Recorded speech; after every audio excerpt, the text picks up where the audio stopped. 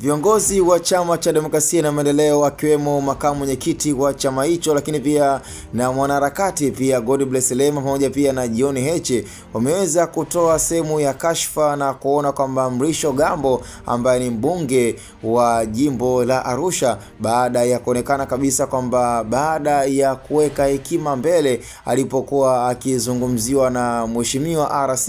Paul Makonda, basi kiwalisia tafsiri walioweza kuibeba na kuona kwamba Mrisho Gambo amekuwa ni muoga na amekuwa ni mtu ambaye hasimamii msimamo na amekuwa akiwaogopa baadhi ya viongozi akiwemo Paul Makonda. Kwa umekuwa ni kama mjadala ambao umeweza kuonekana, na kwa upande wa Godbless Lema na John Heche wameweza kuchukulia kama sehemu ya kunukuu na kuona kwamba hawahitaji pia mtu kiongozi ambaye ni muoga kama Mrisho Gambo. Kiwalisia wao hawajaelewa na pengine wanashindwa kufahamu kwamba hekima na busara aliyoweza kuitumia Mrisho Gambo, kiwalisia aliweza kuambiwa na mheshimiwa RC Paul Makonda awaombe msamaha kwanza kwa wale wote aliweza kuwakera, kwa sababu kiwalisia yeye ni binadamu na alizungumza mambo mengi sana, ambapo nafikiri kwa wale ambao walipata airtime kuweza kumsikiliza Paul Makonda alipokuwa akizungumza na akiweza pia kumtaja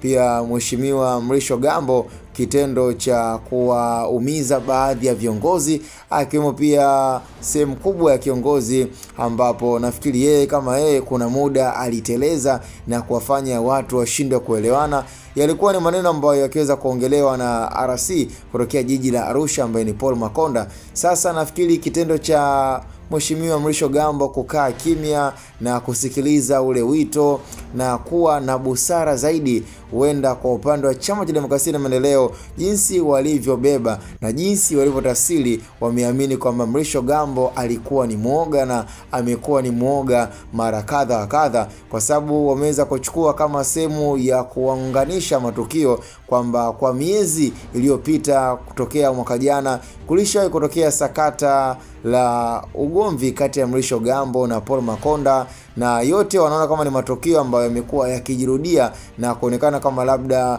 Paul Makonda amekuwa akimuonea sana Mrisho Gambo. Kwa hiyo Mrisho Gambo na yeye amekuwa ni kama kunguru muoga, kuonekana kama labda pengine hataki kuzungumza neno lolote na amekuwa hataki kuzungumza vibaya kuhusiana na RC kutokea jiji la Arusha. Kwa ndo sakata na ndo vile ambavyo nafikiri Chama cha Demokrasia na Maendeleo wanataka kumtia sumu na kumtia sukari Mrisho Gambo ili mradi aweze kujibu na aweze kuwa kwenye ugomvi yeye pamoja na Paul Makonda. Kwa ni issue ambayo iko na inazidi kuendelea. Kwa hiyo viongozi wakina Godbless Lema na John Heche wameweza kushikilia bango kumtaka Mrisho Gambo naye mwenyewe pia aweze kupandisha kisukari ili mradi mambo yaweze kujulikana, kwa sababu inaonekana kwamba yeye ni kama muoga.